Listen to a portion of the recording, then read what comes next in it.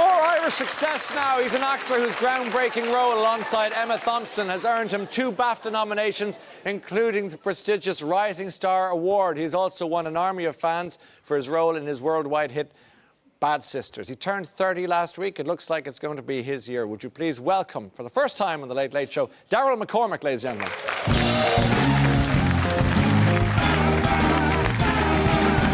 Looking sharp. Good on you. Welcome. Thank you. Thank you. First time. We were talking about you all week. You're the sharpest dresser I think we've had on for a long time. Listen, yeah, you've got the style. There's no doubt about it. Thank you. Yeah, living in London long enough will start to do. Is that what it is? You soak it up and say. I also have a stylist, so he kind of looks after me. Oh, that's handy. Yeah. Okay, good work. Yeah, he's doing a good job so far. Listen, welcome. First time on The Late Late Show. We're delighted and thrilled to have you here tonight. Thank you. Thanks for being here. It's good to be here. You brought a few of the heads with you. I do. I can spot my 2 uncles over there. Yeah, they've driven up from Nina. So. Oh, welcome, fellas, and the rest of your fam. But listen, it's been a big week. We'll talk about you, but I just want your reflection on just the bigness of it all. The BAFTAs, the Oscars, Irish acting and crew, and it's just been extraordinary. It's been so good. I mean, the last week has just been kind of, it's just took me by such surprise. I knew about the BAFTA Rising Star Award before Christmas, and then the second nomination that happened the week of my birthday was just kind of, it just, blew me out of the water. So the first one, Daryl, which you knew before, which you probably had to, did they tell you to keep stum and say nothing? And did you say nothing? I kept quiet. This is actually, because usually I'm pretty bad at keeping secrets. Are you? I'll tell about 5 people and then it'll be out. But I was on my way home for Christmas, and I told my mum, I said, okay, look, don't tell anyone I've been nominated for an BAFTA Rising Star Award. Just keep that was your first mistake. Keep a hush. That was my first mistake. And my uncle Gary was picking me up from Shannon Airport, and I said, look, I have something to tell you. I've been nominated for an Rising BAFTA Award, and he was, oh really? Kind of, and let's just say I'm probably the only actor in the family, because he couldn't lie. And I looked at him and I said, you know already, don't you? And he goes, look, if you ever want to keep a secret, don't tell your mother, all right? Because she can't keep a secret. Sage advice. Literally, yeah. So I went home for Christmas and I told the rest of them, and they all had to pretend as if they were hearing it for the first time. Yeah. Good on you. But it's a great achievement, and congratulations, Rising Star. And then Best Actor with, and here we are again with Colin Farrell, Paul Mescal. Are these people you know, or I mean? No, I don't. Not at all. We all think you live in the same house. Yeah, obviously. pretty much. Yeah, we all have one rental space in London. Yeah.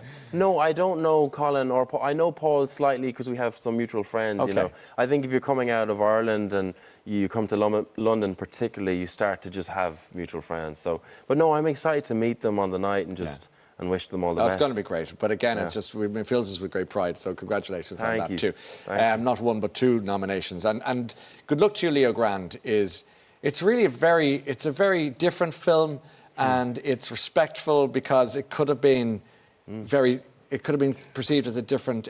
Why don't you tell us what it is for people who didn't see it, and then we'll work our way through it. Yeah, it follows a woman who calls herself Nancy Stokes. She's early 60s, and she's a recent divorcee, and she decides to hire a sex worker for the course of a month, and she has 3 encounters with him, and she shares intimacy with him, and basically it's a film about really discovery, and 2 people from very different walks of life who spend this time together, and how they share their intimacy together, and how they just change as people by the time they leave.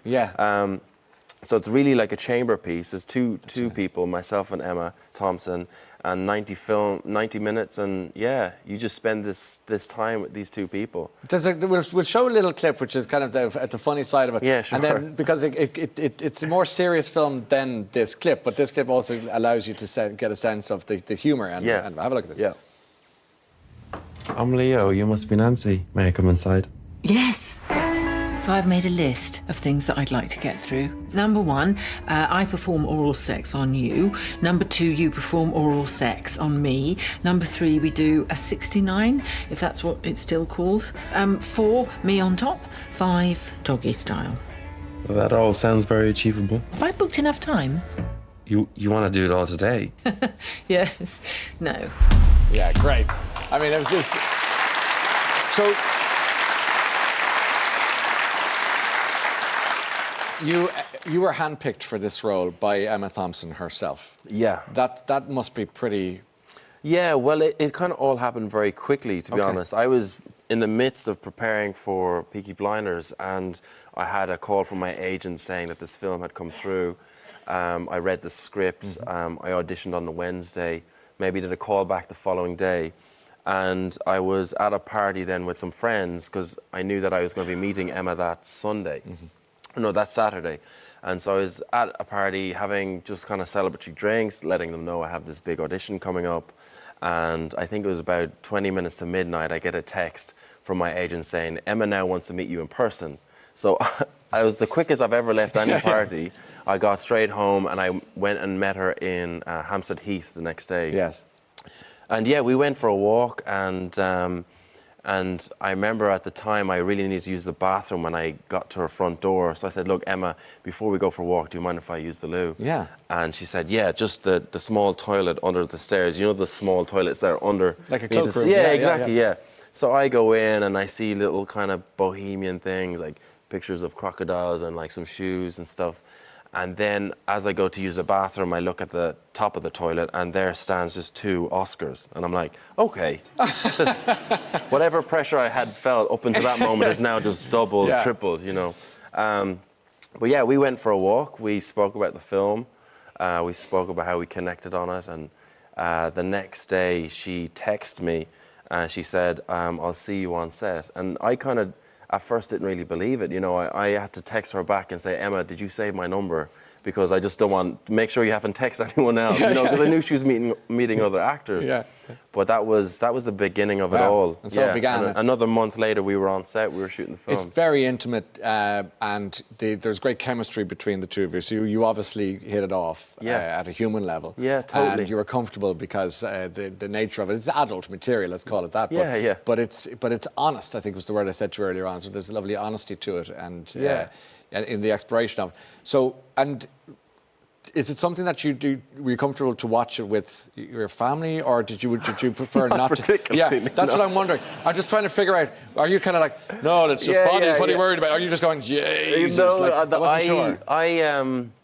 No, myself and Emma watched it for the first time in Soho in London. We went to a screening room. And, you know, going to see a film like that is quite intense. Seeing yourself on screen, first and foremost, is quite intense, let alone 90 minutes and no one else and, you know, very little kind of scene cuts.